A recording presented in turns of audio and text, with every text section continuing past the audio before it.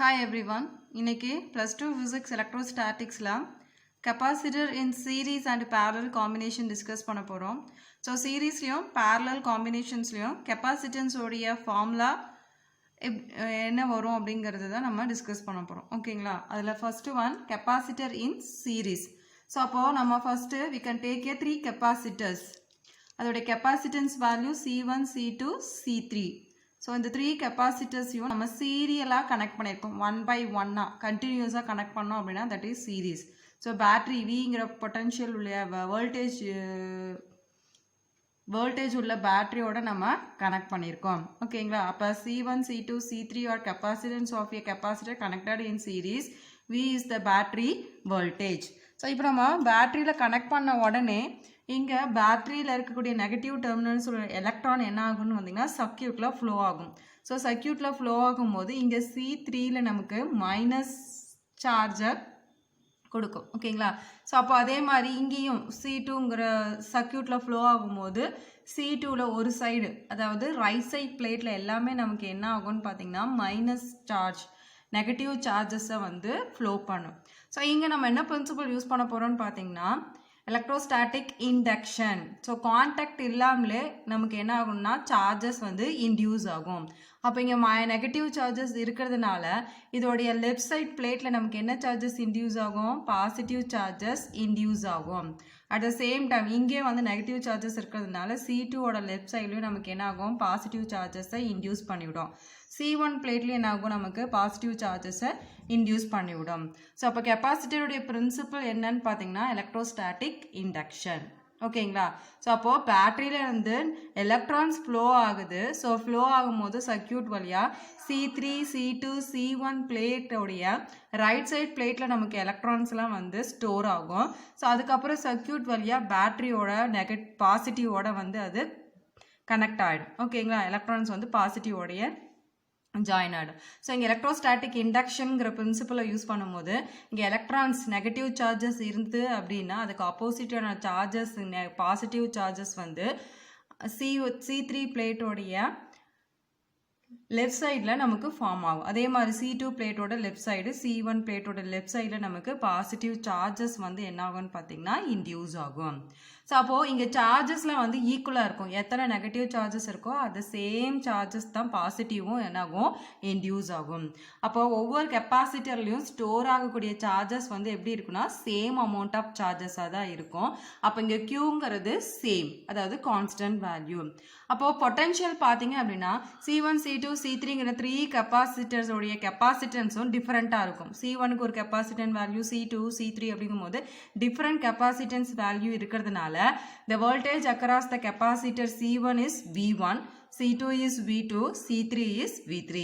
So அப்போ இங்கே voltage என்ன ஆகும்னா வேரி ஆகும். ஸோ சார்ஜ் சேமாக இருக்கும், வோல்டேஜ் என்ன ஆகும்னா வேரி ஆகும். ஏன் வேரி ஆகுது அப்படின்னு பார்த்தீங்கன்னா கெப்பாசிட்டர் ஹேவிங் டிஃப்ரெண்ட் கெப்பாசிட்டன்ஸ். ஓகேங்களா? ஸோ அப்போ V1, V2, V3 நம்ம என்ன சொல்கிறோம்? Voltage across the capacitor of capacitance C1, C2, C3. அப்போ இங்கே வோல்டேஜ் ஆஃப் பேட்டரி எதுக்கு ஈக்குவலாக இருக்குன்னு பார்த்தீங்கன்னா total voltage across each capacitor. So அதுக்கு ஈக்குவலாக இருக்கும். அப்போ நம்ம இங்கே ஈக்குவேஷன் எழுத போகிறோம். ஸோ வோல்டேஜ் ஆஃப் த பேட்டரியை Vனோ டோட்டல் வோல்டேஜ் அக்ராஸ் ஈச் பேட்டரியை ஈச் கெப்பாசிட்டரை V1 plus V2 plus V3னு எழுதுகிறோம். ஸோ அப்போ நமக்கு இங்கே formula V is equal to V1 plus V2 plus V3. நமக்கு கெப்பாசிட்டன்ஸ்க்கான ஃபார்முலா தெரியும். C is equal to Q by V. அதிலிருந்து V equal to Q by C எழுதுகிறோம். அப்போ V1, V2, V3க்கு ஃபார்முலா எழுதும்போது V1 is equal to Q by C1, V2 equal to Q by C2, V3 is equal to Q by C3. இங்கே ஏன் Q மட்டும் 1, 2, 3 போடல அப்படின்னு பார்த்தீங்கன்னா Q வந்து சேம், அது வந்து சேஞ்ச் ஆகாது, கான்ஸ்டன்ட் அப்படிங்கிறதுனால அதுக்கு 1, 2, 3 போடல. அப்போ கேபிட்டல் V பேட்டரியோடைய வோல்டேஜ் இஸ் ஈக்குவல் டு பேட்டரியில் இருக்கக்கூடிய சார்ஜஸ் டிவைடட் பை CS, அதாவது சீரியஸ் காம்பினேஷனில் இருக்கக்கூடிய கெப்பாசிட்டர். ஸோ அப்போ நம்ம இங்கே இந்த சர்க்யூட்டை சிம்பிளாக போகணும் அப்படின்னா எப்படி போடுவோம்னு பார்த்தீங்கன்னா ஸோ ஒரே ஒரு கெப்பாசிட்டர் போட்டுட்டு அதை கொண்டு வந்து என்ன பண்ணுறோம்? பேட்டரியோட ஜாயின் பண்ணிடுவோம். ஸோ இது பேட்டரி, இது வந்து கெப்பாசிட்டர் இன் சீரீஸ். ஸோ அப்போது இங்கே 3 கெப்பாசிட்டரை ஜாயின் பண்ணி இருக்கக்கூடிய ஒரு டயக்ராமை நம்ம என்ன பண்ணுறோம், ஒரு சிங்கிள் கெப்பாசிட்டர்லேயே நம்ம மென்ஷன் பண்ணிடுறோம். சிஎஸ் அப்படிங்கும் போது கெப்பாசிட்டர் சீரீஸில் கனெக்ட் ஆகிறது அர்த்தம். ஓகேங்களா? ஸோ அப்போது இந்த ஈக்குவேஷன்ஸை ரெண்டுன்னு எடுத்துக்கிறோம். இதை கொண்டு போய் ஃபர்ஸ்ட்டில் சப்ஸ்டியூட் பண்ணுறோம். அப்போ என்ன வருது, Q by CS is equal to Q by C1 plus Q by C2 plus Q by C3. இதில் Q காமனாக இருக்குது, அதனால வெளியே எடுத்துடுறோம். ஸோ அப்போ நமக்கு வெளியே எடுத்துட்டோம் அப்படின்னா Q by CS is equal to Q bracket 1 by C1 plus 1 by C2 plus 1 by C3. So அப்போ Q காமனாக இருக்கனால அதை எடுத்து என்ன பண்ணிடுறோம், கேன்சல் பண்ணிடுறோம். அப்போ நமக்கு என்ன ஃபார்முலா வரும், 1 by CS is equal to 1 by C1 plus 1 by C2 plus 1 by C3.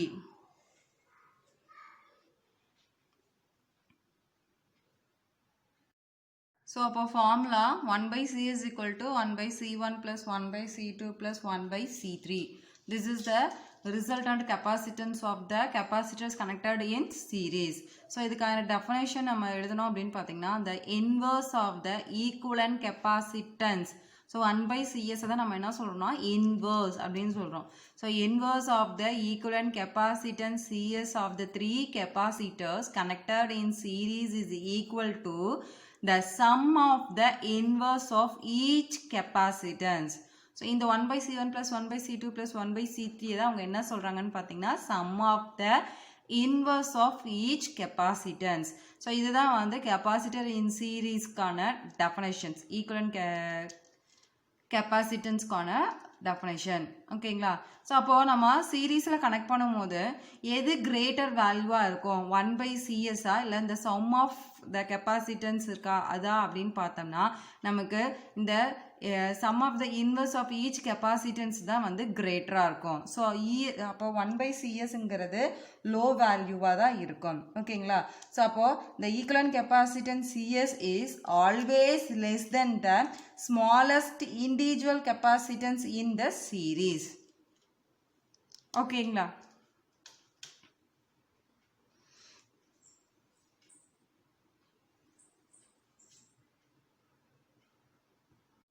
Next capacitor in parallel பார்க்க போகிறோம். ஃபஸ்ட்டு பார்த்தது சீரீஸ், இப்போ வந்து பேரலல். ஸோ இங்கேயும் 3 கெப்பாசிட்டர்ஸ் எடுத்துக்கிறோம். அந்த 3 கெப்பாசிட்டரும் பேட்ரியோட பேரலாக கனெக்ட் பண்ணியிருக்கோம். ஓகேங்களா? ஸோ லாஸ்ட் டைம் கனெக்ட் பண்ணது சீரீஸ், இப்போ கனெக்ட் பண்ணது பேரலல். ஸோ அந்த கெப்பாசிட்டரோட கெப்பாசிட்டன்ஸ் வந்து C1 C2 C3 Bங்கிறது பேட்டரியோடைய voltage. So இங்கே நம்ம டயக்ராமில் பார்க்கும்போது ஸோ இப்போ பேட்டரியிலிருந்து பாசிட்டிவ் சார்ஜ் வந்து C1 C2 C3 3 கெப்பாசிட்டருக்கும் வந்து எப்படி போகுதுன்னா ப்ளஸ் மட்டும்தான் போகுது. ஸோ அப்பர் சைடு ஃபுல்லாக ப்ளஸ் ஆகும், டவுன் சைடெல்லாம் நெகட்டிவ் சார்ஜஸும் நெகட்டிவும் போகுது. ஓகேங்களா? ஸோ அப்போ நமக்கு இங்கே ஸ்டோர் ஆகக்கூடிய சார்ஜஸ் வந்து என்ன ஆகும், டிஃப்ரெண்ட்டாக இருக்கும். ஸோ அந்த சீரீஸ் கனெக்ஷனுக்கும் இதுக்கும் அதுதான் டிஃப்ரெண்ட். ஓகேங்களா? ஸோ அப்போ இங்கே வந்து எவ்வளோ சார்ஜஸ் ஸ்டோர் ஆகும், இங்கே வந்து எவ்வளோ சார்ஜஸ் ஸ்டோர் ஆகும் அப்படிங்கிறது நம்மளால சொல்ல முடியாது. அங்கே வந்து ஈக்குவல் சார்ஜஸ் இருந்தது. ஸோ ஒரு சைடு எலக்ட்ரான் ஃப்ளோ ஆனதும் இன்னொரு சைடில் வந்து நமக்கு என்ன ஆகுது, எலக்ட்ரோஸ்டாட்டிக் இண்டக்ஷன்னால positive charges produce, same amount of charges produce ஆகுது. ஆனால் இங்கே பேட்டரியோடைய ப்ளஸ்லேருந்து இங்கே ப்ளஸ் போகுது, பேட்டரியோட நெகட்டிவ் டெர்மினல்லேருந்து இங்கே நெகட்டிவ் சார்ஜஸ் ஃப்ளோ ஆகுது. அதனால் ஒவ்வொரு கெப்பாசிட்டன்ஸ்லேயும் இருக்கக்கூடிய சார்ஜஸ் வந்து டிஃப்ரெண்ட்டாக இருக்கும். ஏன்னா இதோட கெப்பாசிட்டன்ஸ் வேறு, இதோட கெப்பாசிட்டன்ஸ் மூணுமே வந்து டிஃப்ரெண்ட் கெப்பாசிட்டன்ஸ்னால இருக்கிறதுனால அதோட ஸ்டோர் ஆகக்கூடிய சார்ஜஸும் டிஃப்ரெண்ட்டாக இருக்கும். ஸோ இங்கே வந்து பேட்டரியோடைய வோல்டேஜ் தான் நமக்கு என்ன ஆகுது, ஈச் கெப்பாசிட்டருக்கும் ஃப்ளோ ஆகிறதுனால நமக்கு வோல்டேஜும் ஈக்குவலாக இருக்கும். ஸோ அப்போது இங்கே voltage across the each capacitor is equal to the battery voltage. ஒவ்வொரு கெப்பாசிட்டரில் இருக்கக்கூடிய வோல்டேஜும் ஈக்குவலாக இருக்கும். ஸோ இங்கே இருக்கக்கூடிய டோட்டல் வோல்டேஜ் எதுக்கு ஈக்குவலாக இருக்கும்னா பேட்டரியோட வோல்டேஜுக்கு ஈக்குவலாக இருக்கும்.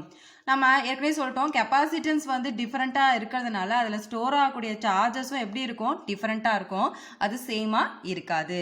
ஸோ அப்போ அந்த சார்ஜஸ் நம்ம என்ன சொல்கிறோம்னா Q1 Q2 Q3 அப்படின்னு சொல்கிறோம். These are the charges stored in each capacitor. அப்போ நம்ம இங்கே எந்த லாவை யூஸ் பண்ணுறோம் அப்படின்னா law of conservation of total சார்ஜை யூஸ் பண்ணுறோம். இங்கே வந்து என்ன ஆகுனா charge transferred by the battery is equal to the sum of 3 charges in the capacitor. So இங்கே பேட்டரியில் ப்ரொடியூஸ் ஆகக்கூடிய ட்ரான்ஸ்ஃபர் ஆகக்கூடிய சார்ஜஸ் வந்து எதுக்கு ஈக்குவலாக இருக்கும் அப்படின்னு பார்த்தீங்கன்னா இங்கே 3 கெப்பாசிட்டர்ஸோடைய சார்ஜோடைய சம்முக்கு ஈக்குவலாக இருக்கும் அப்படின்னு சொல்கிறோம். ஸோ அப்போ ஈக்குவேஷன்ஸ் ரைட் பண்ணும்போது Q equal to Q1 + Q2 + Q3ன்னு எழுதுகிறோம். இதை ஃபர்ஸ்ட் ஈக்குவேஷன் எடுத்துக்கிறோம். நமக்கு கெப்பாசிட்டன்ஸ் ஃபார்முலா தெரியும். C = Q/V. அதில் வந்து Qக்கு ஃபார்முலா எழுதுகிறோம். அப்போ Q = CV. அதை கொண்டு வந்து இங்கே சப்ஸ்டியூட் பண்ணுறோம். அப்போ Q1 அப்படின்னா என்ன வரும்? C1V. Q2 C2V. Q3 C3V. So இது ஏன் V மட்டும் போடுறோம் அப்படின்னா இங்கே V வந்து என்னது கான்ஸ்டண்ட்டாக இருக்குது, இது மாறாது. சார்ஜ் மட்டும்தான் என்ன ஆகும்? சேஞ்ச் ஆகும். பட் வோல்டேஜ் வந்து கான்ஸ்டண்ட்டாக இருக்கும். அதனால நமக்கு V மட்டும்தான் போடுவோம். ஸோ அப்போ இங்கே பேட்டரியோட charge is equal to CPV. அதாவது பேரலல் காம்பினேஷன்ஸில் கெப்பாசிட்டர், இது வந்து பேட்டரியோட வோல்டேஜ். ஓகேங்களா? ஸோ அப்போ இது கம்பைன் ஆகும்போது நமக்கு டயக்ராம் எப்படி சிம்பிளாக போடலாம் அப்படின்னு பார்த்தீங்கன்னா இதுதான் சிம்பிளஸ்ட் டயக்ராம். ஸோ ஒரு பேட்டரியோட ஒரே ஒரு கெப்பாசிட்டர் கனெக்ட் பண்ணியிருக்கோம். இந்த கெப்பாசிட்டர் எப்படி இருக்குது? பேரலல் காம்பினேஷன் ஆஃப் கெப்பாசிட்டர்னால CP அப்படின்னு போடுறோம். ஓகேங்களா? ஸோ இப்போ இதை செகண்ட் ஈக்குவேஷன் எடுத்துக்கிறோம். இந்த ஈக்குவேஷனை கொண்டு போய் ஃபர்ஸ்ட்டில் சப்ஸ்டியூட் பண்ணோம் அப்படின்னா Qக்கு பதிலாக என்ன எழுதலாம்? CPV ஈக்குவல் டு Q1க்கு C1V ப்ளஸ் Q2க்கு C2V ப்ளஸ் Q3க்கு C3V. இதில் V வந்து காமனாக இருக்குது, அதனால் அதை வெளியே எடுத்துடுறோம். ஸோ அப்போ CPV is equal to V bracket C1 + C2 C3. அப்போ Vயும் கேன்சல் ஆனிச்சு அப்படின்னா நமக்கு formula CP is equal to C1 + C2 + C3. This is the resultant capacitance of a capacitors connected in parallel combinations. So அப்போ இதுக்கான definitions நம்ம எழுதணும். அப்போ நம்ம டெஃபனேஷன்ஸ் ரைட் பண்ணோம் அப்படின்னா the equivalent capacitance CP of capacitor connected in parallel is equal to the sum of the individual capacitance. So CP நாம equivalent capacitance of a capacitance சொல்வோம். C1 + C2 C3ங்கிறத என்ன சொல்கிறோம்? the sum of the individual capacitance. ஓகேங்களா? So இதுதான் நமக்கு final resultant formula.